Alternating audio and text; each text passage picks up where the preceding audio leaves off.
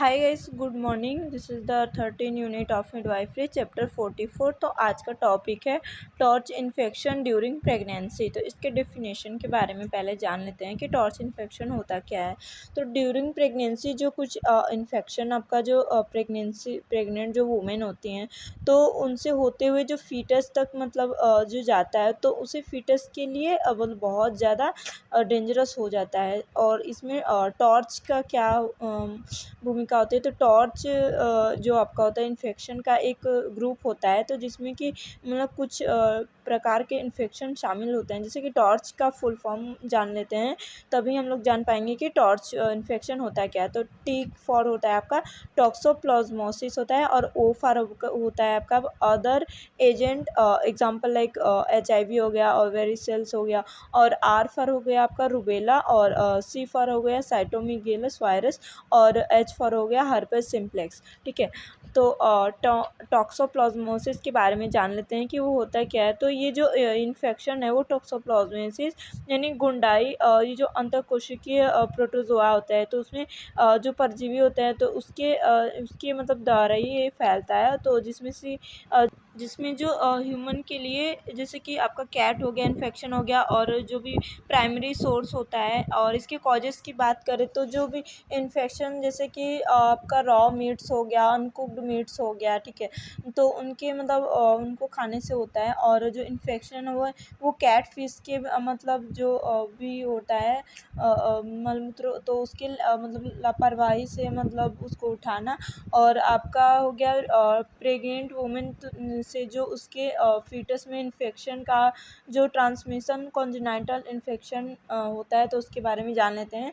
तो ड्यूरिंग जो first trimester होता है ना, तो उसमें आपका टॉक्सोप्लाज्मोसिस जो होने की मतलब कंडीशन ज़्यादा 10 से 15% होती है।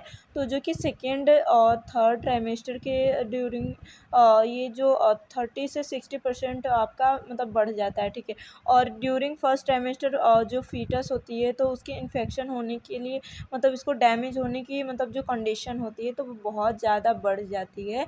और जो प्रेगनेंसी है तो उसका मतलब एंड होने पे ये 0% हो जाता है। ठीक है, और इसके मैटरनल सिम्टम्स की बात करें तो इसमें आपका हो जाएगा माइल्ड फीवर होगा, और हेडेक होगा, इंडाल्ज होगा, और लिम्फिडोमस होगा, और निमोनिया भी हो सकता है। और आपके मतलब जो फीटस पे उसके क्या इफ़ेक्ट पड़ सकता है, तो आपका अबॉर्शन भी हो सकता है, और हाइड्रोसिफेलिस और माइक्रोसिफेली हो सकता है, और हीमेटोलॉजी हो सकता है, और साल्पिंग जो लॉजी हो सकता है, और IUGR भी हो सकता है, और आपका स्टिल बर्थ भी हो सकता है, और मेंटल रिटार्डनेस भी हो सकता है आपको। और प्रिवेंशन की बात करें तो जो आपका रॉ मीट्स और अनकुक्ड मीट है उससे मतलब उससे नहीं खाना है। और आपका कैट फीटस जो होता है वो कैट फिशेस से मतलब उसको अगर लापरवाही से अगर हाथों से टच करेंगे तो भी उसका हो सकता है। और आप ट्रीटमेंट कैसे कर सकते हो, तो इसका आप पायरिमिथामाइड 2.5 mg होता है, तो दिन में उसे एक बार, और यानी कि OD, और सल्फर डाइजिपाम हो जाएगा आपका 1 ग्राम, दिन में 4 बार लेना है, इसको ऑरली देना है। और ये जो ड्रग्स होता है वो आपका फीटस में आपका इन्फेक्शन को मतलब ये रोकता है, और ये इसका ट्रीटमेंट से 1 से 1.5 मतलब महीने लग जाते हैं। ठीक है, और सेकंड आपका रूबेला है तो उसके बारे में बता देते हैं। रूबेला की बात करें तो आपका कॉन्जेनिटस वायरस डिसीज है, इसे कि जर्मन मेलाइसिस के नाम से भी ये जाना जाता है आपका। और इसके कॉजेज़ की बात करें तो रूबेला जो होता है तो टोगा वायरस फैमिली के वायरस होते हैं, और उनके द्वारा ये फैलता है। और ये जो इन्फेक्शन होता है ये ड्रॉपलेट इन्फेक्शन द्वारा ही मतलब फैलता है। ठीक है, प्रेगनेंसी के दौरान इसके मतलब क्या क्या इफेक्ट होते हैं, तो ये आपका कार्डियो मालफॉर्मेशन हो जाता है, और कैटेट्स के द्वारा होता है, और क्लोज़्मा हो सकता है, आपका माइक्रोसेफेली होगा, आपका स्प्लेनोमेगैली होगा और आईयूजीआर होगा और मेंटल रिटार्डेशन होगा और एनीमिया होगा और अबॉर्शन भी हो सकता है। और ऑब्स्ट्रक्ट मैनेजमेंट की बात करें तो इसमें यदि अगर वेले इन्फेक्शन है तो फर्स्ट ट्राइमेस्टर के ड्यूरिंग मतलब ये हो जाता है, और ऐसी मतलब जो कंडीशन होती है तो उसमें आपका 50 से 60% क्या होता है, फीटस में जो भी कॉन्जेनिटल इन्फॉर्मेंसी होती है तो उसमें ये मतलब उत्पन्न होता है, ठीक है। और सेकेंड ट्राइमेस्टर के दौरान मतलब ये 16 से 20% फीटस में ये कॉन्जेनिटल मतलब उत्पन्न होती हैं और इसकी कंडीशन ज़्यादा होती है। अतः मतलब इन दोनों में ही जैसे कि कंडीशन जो होता है वो प्रेगनेंसी में इस ट्राइमेस्टर में इसका का टर्मिनेट करना उचित होता है। और इसके प्रिवेंशन की बात करें तो एमएमआर वैक्सीन यानी कि 15 से 18 मंथ के एज में उसके दौरान 0.5 ml एससी दिया जाता है, ठीक है। और इसमें क्या होता है कि अगर यदि आपका वैक्सीन है तो उस टाइम पे नहीं दी गई है तो आपको इस कंडीशन में क्या करना है कि 11 से 13 ईयर्स के दौरान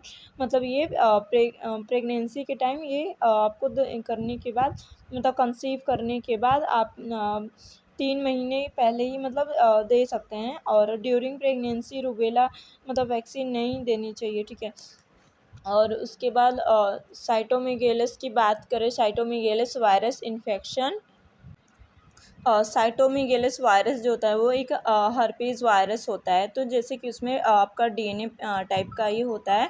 तो जो सलाइवा के सीरम में आपका ब्रेस्ट मिल्क सर्वाइकल सिक्रेशन में आपका पाया जाता है, ठीक है। और मोड ऑफ ट्रांसमिशन की बात करें तो बाईसेक्सुअल आपका मतलब इंटरकोर्स होगा और उसके बाद ड्रॉपलेट इन्फेक्शन होगा और उसके बाद डायरेक्ट कॉन्टैक्ट एग्जाम्पल किसिंग और ट्रांसप्लेसेंटल हो सकता है आपका। और सिम्टम्स की बात करें तो प्रेग्नेंट वुमेन में जो आपका फ्लू लाइक जैसे कि जो सिम्टम हो गया आप मतलब वो आपके पाए जाते हैं, जैसे कि B12 हो गया और आपका रनिंग नोट्स और उसके बाद हेडेक हो गया, आपका बॉडी पेन हो गया।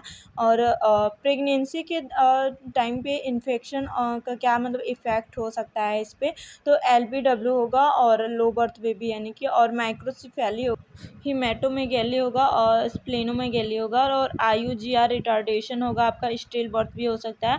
और प्लेसेंटा की मतलब जो आपका वो कम हो सकता है संख्या, और थ्रोम्बो साइटोपिनिया होगा आपका और अबॉर्शन भी हो सकता है।